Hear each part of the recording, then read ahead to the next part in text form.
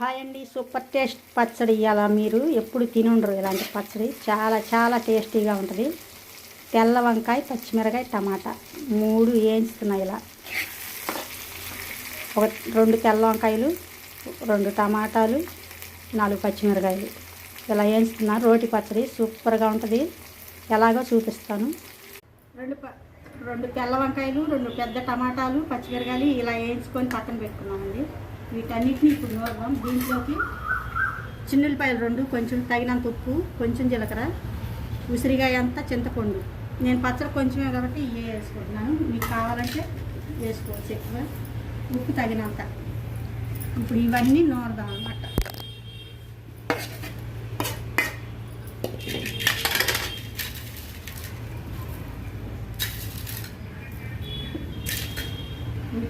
చింతపండు కొంచెం పచ్చడే కాబట్టి చింతపండు కొంచెమే వేసాను.